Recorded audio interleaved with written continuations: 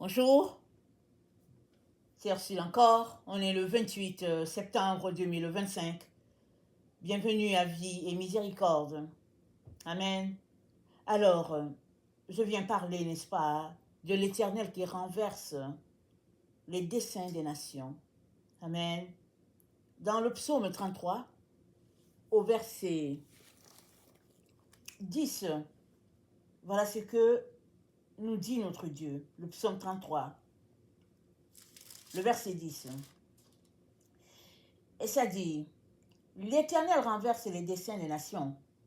Il anéantit les projets des peuples. Les desseins de l'Éternel subsistent à toujours, et les projets de son cœur de génération en génération. Heureuse la nation dont l'Éternel est le Dieu, heureux le peuple qu'il choisit pour son héritage. Amen.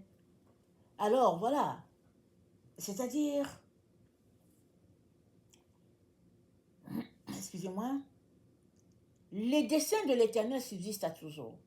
Ça dit, si tu as un projet, ou bien si tu es en train de bâtir, en train de réaliser quelque chose pour l'Éternel, ou bien pour toi-même, disons-le, ce projet, n'est-ce pas, subsistera si Dieu a mis son cachet dessus. Si Dieu n'a pas mis son cachet dessus, ton projet ne va pas subsister. Quand bien même tu le monteras de toutes pièces, et qu'il verra le jour à ce monde, et qu'il sera un chef-d'œuvre devant les hommes, n'est-ce pas? Si Dieu n'a pas mis son approbation, ton projet, n'est-ce pas, est un échec, et c'est tout. Pourquoi? Parce que c'est dit, les projets de son cœur subsistent de génération en génération. C'est-à-dire, la chose la plus extraordinaire, n'est-ce pas? C'est le fait que tu aies fait un projet sur cette terre et que dans l'éternité, ce projet soit. Et que les gens viennent contempler ton chef-d'œuvre dans l'éternité, n'est-ce pas? Dans la gloire divine. Et que les gens, n'est-ce pas, puissent voir ce que tu as fait sur la terre à telle époque donnée, n'est-ce pas? Alors que tu vivais à tel endroit. Et ce sera waouh! Ce sera pour la gloire de Dieu. Alors qu'il y a certains autres projets que les gens auront bâtis sur cette terre, mais qui jamais, n'est-ce pas, ne traverseront l'éternité. Parce que Dieu n'a pas mis son OK dessus. Alors l'exemple que nous avons, n'est-ce pas, de frappant, se trouve dans Genèse 11. Vous savez que la terre a été détruite par l'eau et 8 personnes ont été sauvées, Noé et sa famille, et l'humanité que nous sommes aujourd'hui sur la terre, nous descendons de Noé, n'est-ce pas, et de ses enfants qui ont été sauvés. Aujourd'hui, on est nombreux, n'est-ce pas, sur la terre, mais au fait, nous descendons de 8 personnes. Amen. Et dans Genèse 11, c'est dit, n'est-ce pas, que les hommes étaient devenus nombreux sur la terre, ils habitaient ensemble. Et ils ont dit, allons, bâtissons une ville et une tour dont le sommet touche le ciel. Et faisons-nous un nom, afin que nous ne soyons pas dispersés sur la terre. Ils ont dit, faisons-nous un nom. Ça dit qu'on soit remarqué, qu'on soit, n'est-ce pas, quelqu'un sur la terre, qu'on impressionne. N'est-ce pas? Les hommes ont continué de faire ça aujourd'hui. Il y a des endroits qu'on va visiter, n'est-ce pas? Parce que c'est une merveille. Il y a des merveilles sur la terre. On dit que waouh, c'est quelque chose à visiter. Et c'est le nom du pays, c'est le nom de l'architecte qui l'a fait.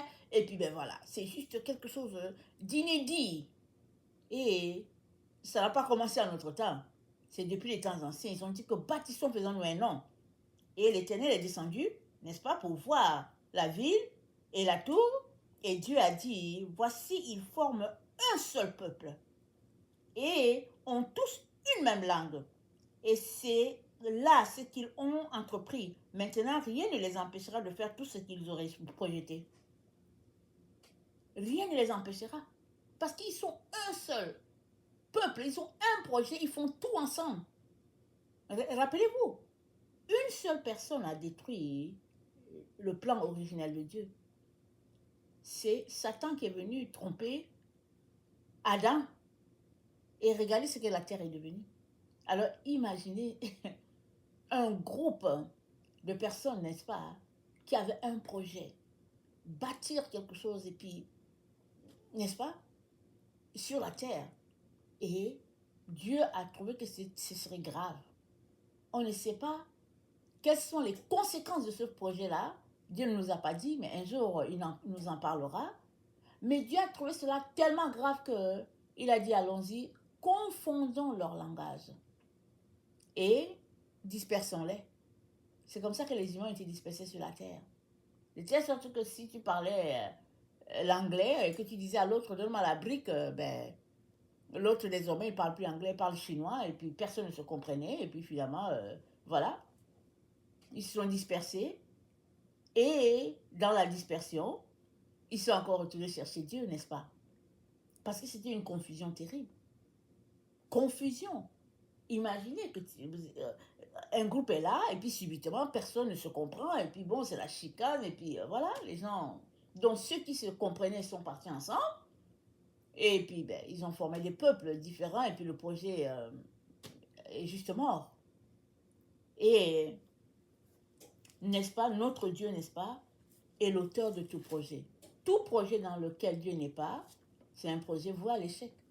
Les gens ont beau dire que ouais, telle personne a créé la merveille de ceci, cela, c'est extraordinaire et tout le monde va visiter. Mais si Dieu n'a pas mis son cachet et qu'il a laissé ton projet juste exister, un jour ou l'autre, ça va tout simplement s'écrouler.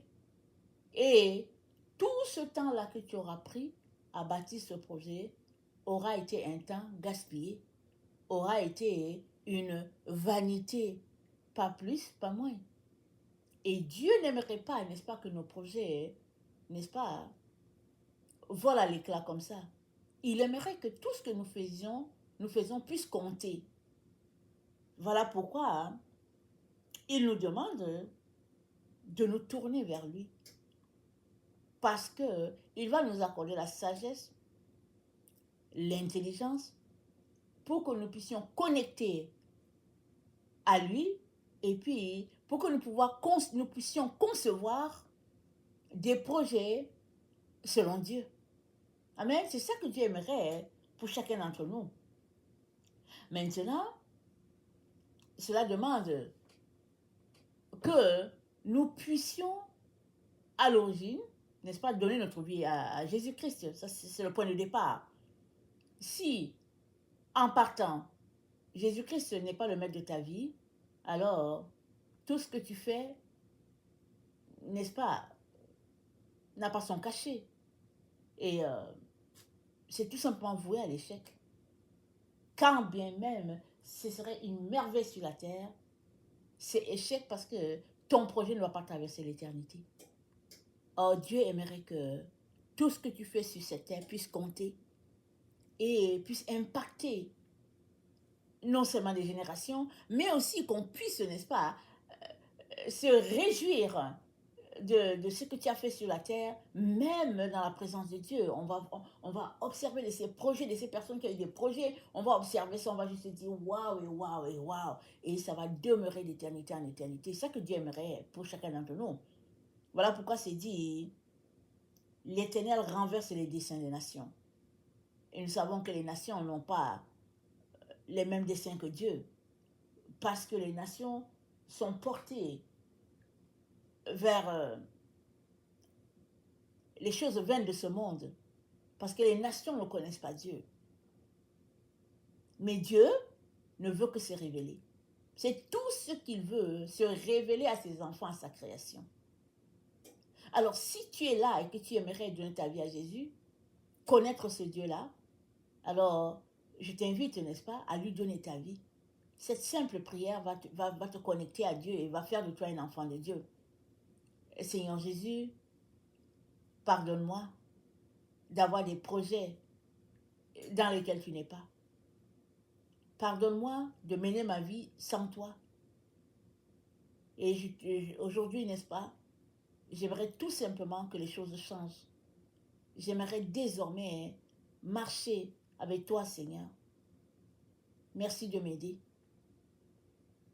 Amen. et amen. Alors, une simple prière, n'est-ce pas, qui n'a l'air de rien, mais avec cette prière, tu es enfant de Dieu. Et Dieu va venir s'ingérer dans ce que tu es en train de faire pour te diriger et t'orienter vers ce qui va demeurer éternellement. Parce que sinon, ton projet sera anéanti pour rien. Et ça ne servira à rien. Et si nous retournons à notre texte que nous avions tantôt, n'est-ce pas, dans le psaume 33, c'est dit au verset 12, « Heureuse la nation dont l'Éternel est le Dieu. Heureux le peuple qu'il choisit pour son héritage. » Alors tu es heureux, n'est-ce pas? Parce que tu as connecté avec Dieu. Et Dieu va t'aider à réaliser tout ce qu'il a prévu pour toi depuis l'éternité. De telle sorte que quand on va prendre le plan de Dieu et puis ce que tu as réalisé, tout le monde va dire « Waouh, quelle bénédiction !» Parce que tu as suivi exactement ce que Dieu t'a dit de faire.